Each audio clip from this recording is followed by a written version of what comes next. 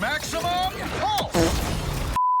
Ultimates are the strongest tool at your disposal in Marvel Rivals, and if you use them right, you can turn a losing fight into a complete victory in the blink of an eye. F them up though, and you're basically throwing a potential win right into the trash. Today, we're going to go through some of the most common examples I see of ult misuse, starting with Adam Warlock. As we all know, his ultimate can revive dead allies, which obviously has huge potential and can turn a losing fight into an immediate comeback. However, knowing that your Adam Warlock is reviving you while you're still hearing the enemy Bucky in the background screaming, "Again!" you already know how it's gonna end. You revive, you die, and one of the best ultimates in the game goes down the drain. Adam's ult has the very obvious disadvantage of respawning people not at full health, but rather at a consistent 100 HP no matter what, if it's a tank or a support. That means you practically have to always have at least one of your healing abilities ready to go whenever you plan on reviving people, but this might not be possible every time simply due to how likely it is that you probably used those abilities during the fight. Instead, why don't we give a better tip for using Adam's ultimate? It is not an instant activation that only revives people in that one moment, which some players still don't know. Instead, casting the ability will create an area around Adam that, when overlapping with a teammate's dead body, will revive them at the original ultimate anchor location. That means that you don't have to pop your ultimate 5 feet away from where everybody died, which will often have the enemy duelist player foaming at the mouth with all the fresh low health targets right in front of them. So get yourself some distance as you see your teammates dying, pop your ultimate in a safe location, and begin to walk back into the area where your teammates were dying to start slowly reviving them at the anchor location. Taking this approach means that your enemies cannot suddenly split their focus to go find the way too close by Adam Warlock ult in order to turn it into a free team ace. You can heal your teammates as they come back, and you give your still living teammates a 10-second window where they can come back after dying, creating a short period of constant pressure on any enemy team. In short, don't think you have to hold on to your ult until your entire team is dead. You are not Mercy from Overwatch. Even bringing back 2 or 3 people is huge, and again, you create that short window of time where already alive teammates in your player radius will come back at the anchor location. It doesn't have to be an all or nothing ultimate. All right, next up, why don't we talk about Iron Man? His ult is the largest source of single instance damage in the game. Therefore, you really don't want to miss or completely botch your ultimate, because if you do, you're losing value on one of the bigger reasons for playing that character to begin with. I've seen many an Iron Man player get way too excited and pop their ult early without really thinking, just because they are itching to get that solo team ace. Now, while the Pulse Cannon ult does have a ton of range and can be launched at the enemy team from basically any distance, keep in mind that the further away you are, the more time you're giving the enemy to react to it by either moving out of the way or, more commonly, having it get blocked by something like Doctor Strange's shield. This brings us to the first thing you have to think about before busting out your Iron Man ult: the enemy tanks. Specifically, how many are on the team, where are they, and who are they? If your Iron Man ult gets thwarted, 9 times out of 10, it's going to be caused by one of the enemy tanks. Let's quickly go through some of the common ways they can block you. The Hulk and Peni Parker. These are probably the less common ones who will F you up, but it can still happen. Hulk can exile you out of your attack's animation, and Peni Parker can do the same thing by webbing you up. They might be using those attacks on you deliberately because you're using your ult, or maybe not. They might just be using them on you because you're Iron Man, and getting you out of the air by any means necessary is usually a priority. Magneto will either be able to flat out block you with a well-timed curtain activation, or if he has his ultimate, he can activate that to simply absorb your Iron Man ult into his. The tank who can trip you up the easiest though is going to be Doctor Strange, who can simply press and hold right-click in your general direction and block your incoming ult entirely. So again, before firing your ult, take a mental note. How many tanks are on the enemy team? Where are they? And who are they? If you know for a fact the enemy team has Doctor Strange on it, but you notice that he's either busy or maybe pushed up a little bit too far,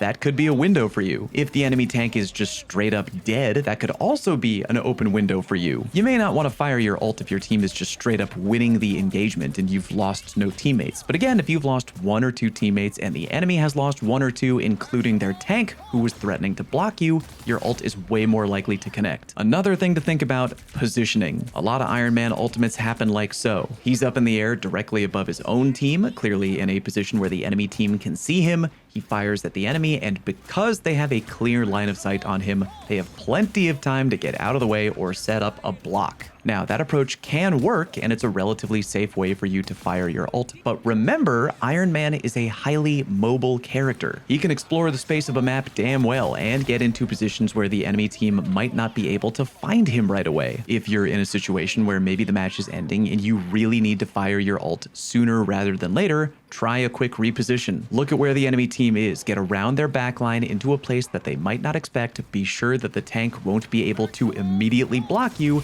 and let it rip. Final thing to mention on Iron Man's ultimate, remember that it's strong enough to shut down any of the god tier defensive ults in the game. Luna Snow, Mantis, and Cloak and Dagger. Keep that in mind, because if you know an enemy defensive ult is coming, rather than dishing out your ult randomly, you could also hold onto it knowing that the second you hear, I am ready to put on a show, it could be your time to shine and shove her into a locker. Remember though that while you can shut down Invisible Woman out of her defensive ultimate, it's not always a great idea if you can't see where she or the enemy tank players are. You can always try to fly into the zone, and even though you will be slowed, it'll only be for 1 second, and you can still fire straight down if they don't happen to notice you up there. Next up, Hela. Provided you aren't playing at an ultra high tier of competitive play where she's been banned, I've seen my fair share of Hela ults that are basically over before they even begin. When activated, Hela will fly directly up into the sky, and while plenty of people definitely pick the right moment to use her ult, so many people won't consider their positioning when they do. That can lead to extremely awkward moments where the enemy is already protected by the map itself and don't need to worry about defending themselves from Hela.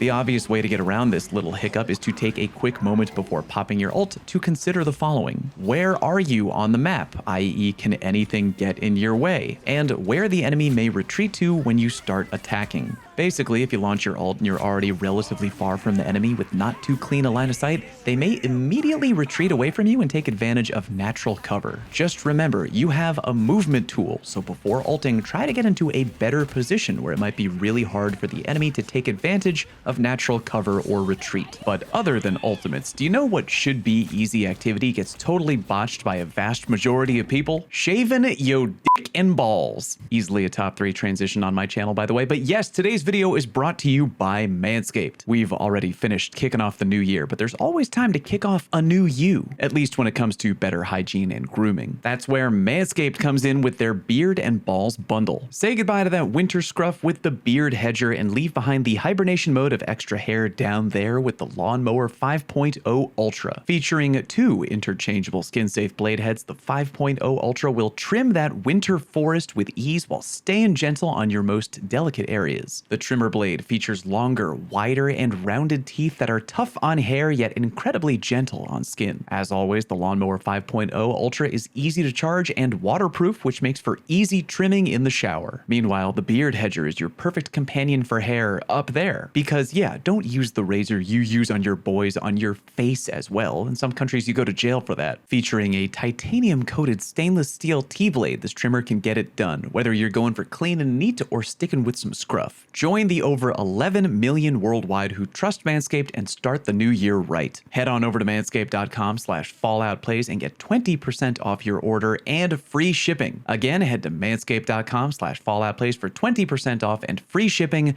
Thank you, Manscaped. All right, we back. Next up, we got Hawkeye. This one is fairly short to explain and something I've already gone over on the channel before, but it bears repeating here. Hawkeye's ult allows him to see after images of enemies for a grand total of 10 seconds. The 2 main ways I see people misusing this ult. Number 1, they're a little too far away. Even though Hawkeye usually fights from fairly far away, his ultimate doesn't have unlimited range. As you can see here, if I activate his ult from too far away, the floating robot in the distance shows no after images, but if I'm a little bit closer, boom, there they are. And number 2, I see Hawkeyes fully drawing their arrows when they want to deal damage in their ult. You don't need to do this. Normally in the neutral game, it takes about a second, give or take, for Hawkeye's meter to reach maximum strength. When using his ult though, this meter reaches full power basically right away with every shot, so the play isn't to take your time like normal, but to just spam arrows as fast as you can into any after image. Again, you're already dealing max damage and you want to dish out as much as you can as fast as you can. Next up, check the clock, y'all, because I think it's party time! Peni Parker's ult turns her into a fairly big nuisance for a short time. Way faster movement speed, free bonus health, and the additional webs that you can drop all over the ground as you run. So many times though, I'll see Pennies using their ult to just randomly run in a straight line for miles and eventually dying because they got stuck behind enemy lines and didn't really have any kind of game plan to begin with. I've got a couple things to talk about to help the Penny enjoyers, but the first is a reminder that I really don't see talked about enough. You want your spider nest alive and healthy during your ult. You can still be effective in messing up the enemy team without it, but you're way more lethal with the nest up to begin with, as your spider mines will crawl across any and all webs they have access to, including the new ones you generate during your ult. Having a constant trail of spider mines means you have a better defense against melee attackers, can deal bonus damage to any target you run by, and overall you're just a bigger threat than if you just started running around like a chicken with their head cut off. During spider time, your melee attack will launch any enemy you hit up into the air, and while it won't do crazy damage, it will annoy and disrupt the enemy, which is great. You can also deploy mines when running, so a great idea is obviously to knock an enemy up and then drop a mine down for them to land back onto when they fall back to the ground. It is hugely important to remember that though while you are generating a lot of new webs on the ground when running during your ultimate, those new webs are not permanent and they will despawn when your ult is over. Therefore, as you see your ultimate timer on the HUD winding down, make sure you're either A, making your way back to your spider nest, or B, just making your way to either your team or a safe location in general. The last thing you want to do is finish your ult and find yourself miles behind the enemy front line, far away from your nest or the safety of your team. Penny is not a dive tank, so don't treat her like one. Penny has a lot of great value and the ability to put a lot of pressure on the enemy team when using her ult, but again, running miles into the enemy team with no game plan and dying for no reason isn't helping anybody. So remember to keep the following in mind. Where you are on the map, as that dictates how open and vulnerable you might be when running, who the main targets on the enemy team you want to harass are, ideally squishy players if possible. If you can help it, try to always have your nest up before popping your ult, and very important, what enemies on the other team can potentially stun you out of your ultimate. Some common enemies to look out for are Peni Parker, who can greatly F you up by ensnaring you in a web while you run, Mantis, who can hit you with a sleep bomb while you run, and Luna Snow, who can freeze you while you run.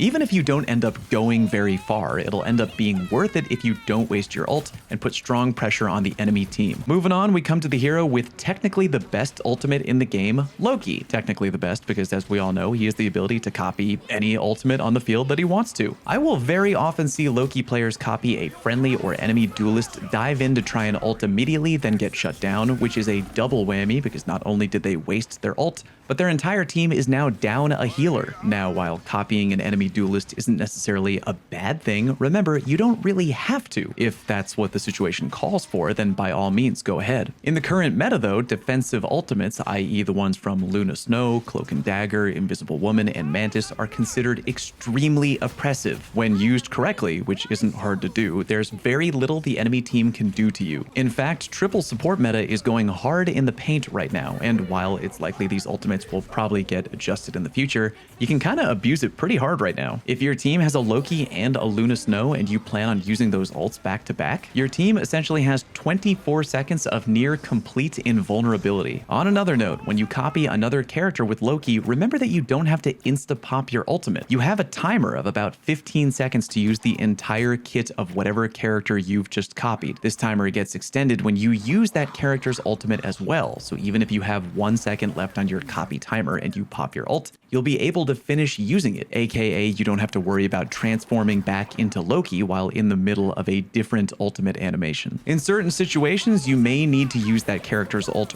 right away. Other times though, if you still have time left on your copy timer, either before or after you've used another player's ultimate, use that time to abuse their kit a little bit too. Did you copy Cloak and Dagger? Maybe throw out her healing bubble onto your tank real quick. Did you copy Jeff? Maybe dump a few bubbles onto the field before changing back into Loki. In short, you have more time than you think, so use as much of their kit as you can while you can. The final ultimate to talk about today is Magneto. It's incredibly useful, being able to temporarily absorb any nearby projectile attack and convert it into extra offensive damage. However, a lot of people don't keep an eye on how much damage their Magneto ult has absorbed and wind up losing it entirely. early. For example, if you're using Magneto's ult to try and counter the Punisher, remember that he can straight up overload and break your ult if you don't throw it soon enough. Here's a few numbers for you. Magneto's ult starts at a base of 100 damage and slowly ramps up to 300 if you absorb no projectiles. Every projectile you do absorb, though, gives you extra bonus damage. The meter below your HUD can help you figure out how much damage your ult is going to do. That means that even if you absorb no incoming damage, you can still release your ultimate before it reaches full charge and dish out 250 damage,